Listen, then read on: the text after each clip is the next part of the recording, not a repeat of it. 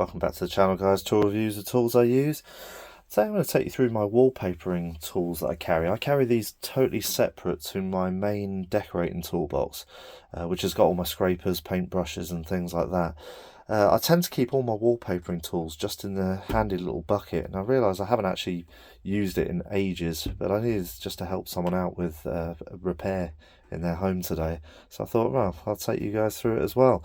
So, as I said, I keep it all in this bucket here.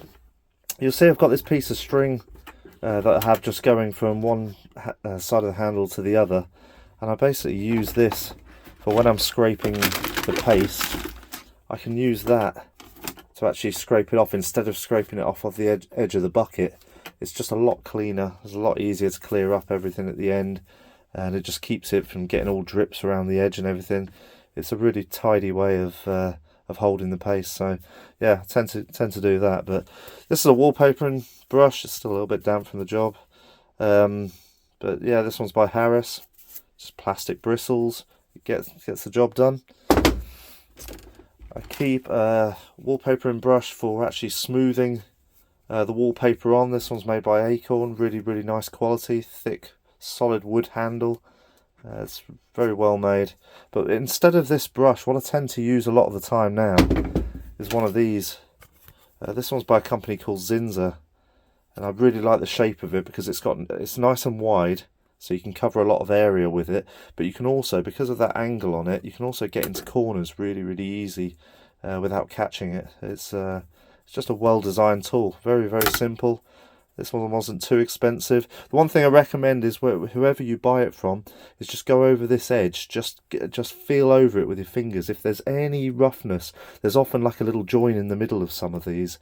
Any roughness at all, then just get a little bit of wet and dry paper, the finest you can use, and just give it a really gentle rub down just to take that edge off, and then you've got a tool that'll last forever. I mean, it's just a piece of plastic. But I find this just a lot easier to clear up or to clean up if I get any paste on it or anything like that, whereas when you start getting it all over your brush, it can be a bit annoying. But I think these tools are absolutely brilliant.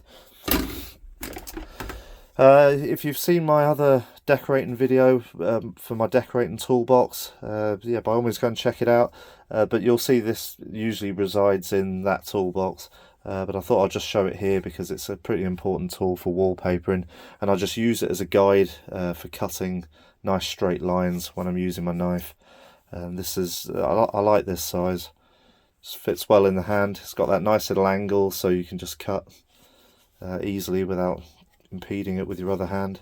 It's a great tool. Nice set of sharp shears. Cutting the wallpaper, I use this for nothing else other than just wallpaper. I want to keep these blades as sharp as possible, so it's that's why it lives out the way of everything. I've got a wallpaper roller just for smoothing the edges of wallpaper. Just a cheap one by Harris. I've had metal ones in the past. This is pretty much all you need. Nice nylon plastic. It does exactly the same job. Nice and lightweight. Very cheap. As far as my knives go, I've got quite a bunch of them in here. The main knife that I use is this one, which is a little Stanley blade, and it's just a snap-off. It's the only time I really use the snap-off blades, but I really like them for wallpapering because it means you've always got a nice sharp point on the end.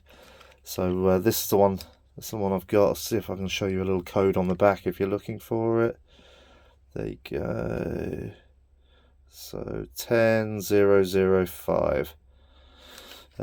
Stanley blade. Yeah, very good.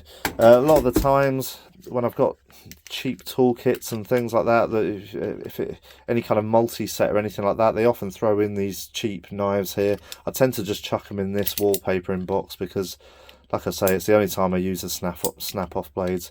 And I go through a lot of them, so you can just break them off, get nice sharp points, throw them away when you're done. They're only cheap. A little spare set of blades there as well. Keep all of that in there. I keep a nice jug. Nothing nice about it, just a jug. But I use this for measuring, so I can get the right proportions right on the adhesive that I'm using, and measure up the water and so on. So it's always in there, but it also holds my hand tools at the same time. and I keep a bunch of wallpaper adhesive. And I don't use this very often, so it's probably all going out of date very, very rapidly. But yeah, I keep it in there for the odd little repairs and bits and pieces. And if I'm doing a bigger job, obviously buy new stuff. Yeah, that's my wallpapering gear. I hope you've enjoyed it. Like and subscribe, and I'll see you next time.